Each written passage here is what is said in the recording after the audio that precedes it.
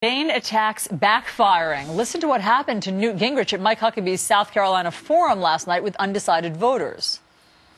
Georgetown has a steel mill, which was closed. Capital wasn't put at risk. Capital was drained out of that company. Governor Romney ran saying he created 100,000 jobs in the private sector. And let me just say, Mr. Speaker, we've said we will not allow any comment on the other candidates. I'm just trying to answer his question. So let me say it differently. Okay. I believe that it's fair to ask the records be clear and the people reveal what happened. So as the candidates gear for tomorrow night's debate, does Newt Gingrich need to apologize to Mitt Romney? Joining us now is former speechwriter for George W. Bush, Mark Thiessen. Nice to see you this morning, Mark. I'll ask you a two-part question. Number one, does he need to apologize? That would be an odd political move to actually see that happen. And number two, is this actually helping Mitt Romney, basically framing the debate for Mitt Romney in a place that he's strong? No, that's exactly right. I think, if anything, Mitt Romney owes a big thank you to Newt Gingrich, because Newt Gingrich has accomplished something that Mitt Romney has been trying to do for 5 years and failing to do, and that's rally conservatives behind Mitt Romney.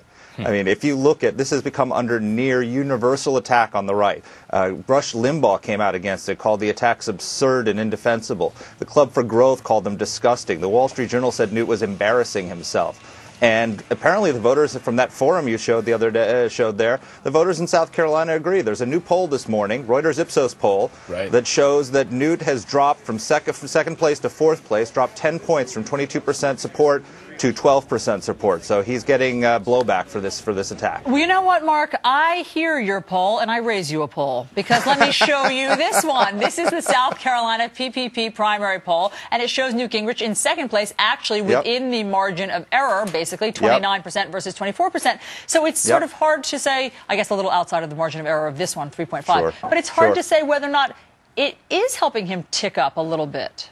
Well, yeah, I saw that poll that was out. I saw that I don't know the dates on the Reuters Ipsos poll, but that came out after that one. Maybe it's an outlier. I don't know. I know this. That a lot of conservatives, you saw the reaction of that crowd in South Carolina, they don't like these attacks because they see it as an attack on capitalism. And the reason it's hurting Newt is because it's undermining the main message of his campaign. The message of his campaign is, I, Newt Gingrich, am the principled conservative, and Mitt Romney is the flip-flopper who will say anything to get elected. Well, look, now it's Newt Gingrich who will say anything to get elected, will even attack capitalism to get elected, while Mitt Romney is the principled defender of capitalism. So it's undermined his central message of his campaign. Does this help Mitt Romney for the general election if he goes on to be the nominee? Because now all of this is out there, all of this is vetted, and it's enough time to have exhausted this issue for Democrats?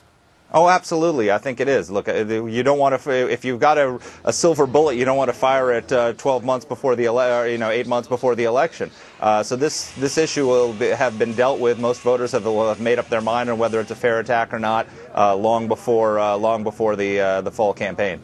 It sounds like what you're saying, Mark, is that the issue is becoming the bane of Newt Gingrich's existence. You're welcome. You're welcome, guys. I worked on that all night. Mark Thiessen, thanks. Mark, don't reverse the charges. Coming up here on the show, there was no miracle.